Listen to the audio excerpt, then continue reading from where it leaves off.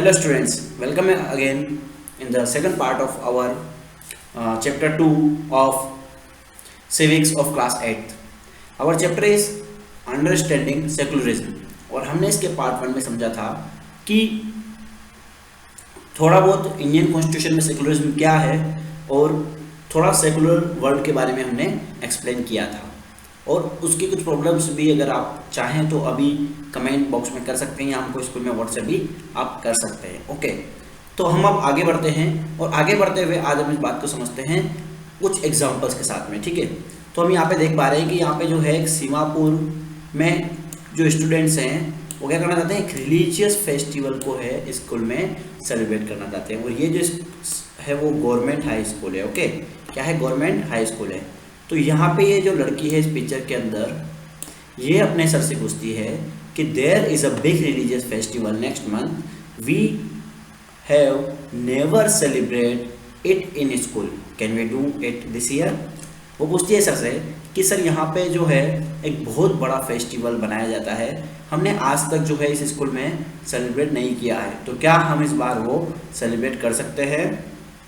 ठीक है, तो यहाँ पे जो है सर बोलते हैं I am afraid that isn't possible Rekha. ठीक है, this is a government school, we can not give importance to any one religion, private school में do that, government schools don't celebrate any religious festival in the school premises, most religious festival are public holidays so that we can celebrate this at home। यहाँ पे जो है sir ने बोला कि हमारा school जो है वो गवर्नमेंट स्कूल है और हम अपने स्कूल के जो हमारा जो स्कूल का जो कैंपस है उसमें हम जो है कोई भी एक पर्टिकुलर रिलीजन का कोई भी फेस्टिवल हम जो है सेलिब्रेट नहीं कर सकते। हाँ, कुछ नेशनल जो फेस्टिवल्स होते हैं लाइक रिपब्लिक डे वो हम सेलिब्रेट कर सकते हैं, बट ऐसा कोई भी पर्टिकुलर फेस्टिवल हम सेलिब्रेट नहीं कर सकते हैं जो किसी भी एक रिलीजियस को इम्पोर्टेंस देता हो। ठीक है, तो ये बात सर ने जो है किसको बोली, रेखा को। नाउ अब यहाँ पर रेखा और ये स्टूडेंट आपस में बात कर रहे हैं। I never thought of it this way, I guess we can always celebrate it outside school, anyway we were planning to celebrate it in our locality.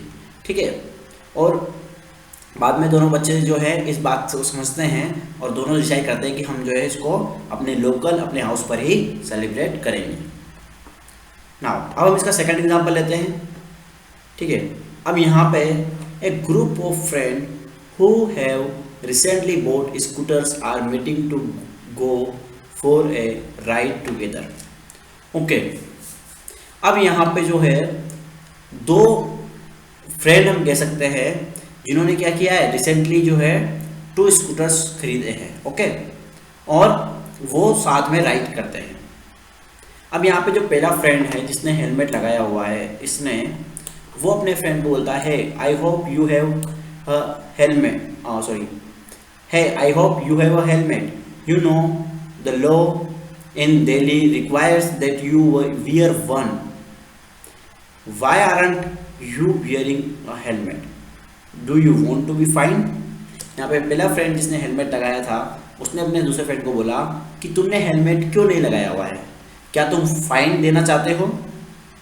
तो यहाँ पे जो सेकंड फ्रेंड है वो बोलता है, जो सेकंड फ्रेंड आपको दिख रहा है यहाँ पे एक सिख है, वो ये बोलता है don't worry I will not be fine, तुम टेंशन मत लो, मुझे फाइन नहीं किया जाएगा। है Paramjit, why won't you be fine. अब वो बोलता है कि है परमजीत तुम्हें फाइन क्यों नहीं किया जाएगा। तो वो बोलता है for Sikhs wearing pagri is very important part of our religion, the government can not force me to wear helmet. Okay, तो यहाँ पे एक बात बोली उन्होंने कि जो सिख कम्युनिटी है उनके लिए जो है उनकी पगड़ी पहनना बहुत इंपॉर्टेंट है, तो गवर्नमेंट जो है उनको फोर्स नहीं कर सकती है हेलमेट पहनने के लिए। तो आई थिंक ये बात आपको समझ में आई होगी। ठीक है, तो अभी हम दोनों एग्जांपल्स का रिव्यू करते हैं।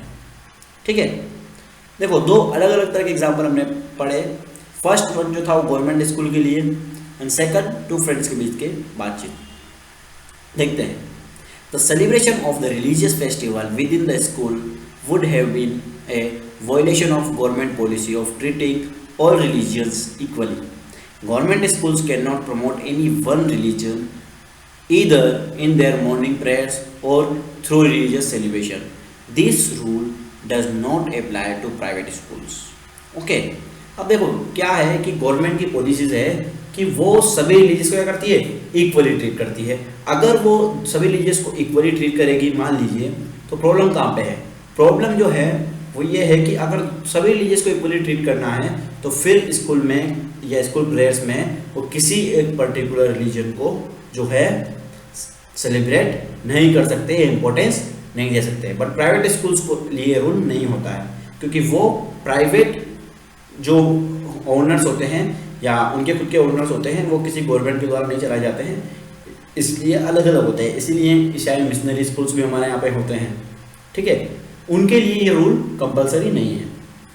सेकंड एग्जांपल की बात करें तो सेकंड एग्जांपल था Paramjit the Sikh youth does not have to wear a helmet. This is because Indian state recognise that a wearing a pagdi, जिसको हम तुर्बान बोलते हैं, is central to a Sikh religion's practice, and in order not to interfere with this, allow an exception in the law.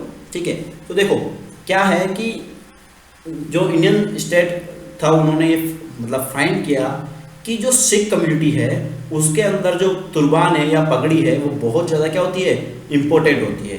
अगर वो बहुत ज़्यादा important होगी तो प्रॉब्लम कहाँ होगा कि अगर वो बहुत ज़्यादा इम्पोर्टेंट है तो फिर जो है मतलब इसलिए जो है लॉ में कुछ एक्सेप्शन उन्होंने किए कि अगर इस कम्युनिटी में पगड़ी पहनना बहुत इंपॉर्टेंट है तो इनके रिलीजियस फ्रीडम को देखते हुए उन्होंने जो है हेलमेट, अब पगड़ी लगाने वाला हेलमेट कैसे लगाएगा आप सोचो.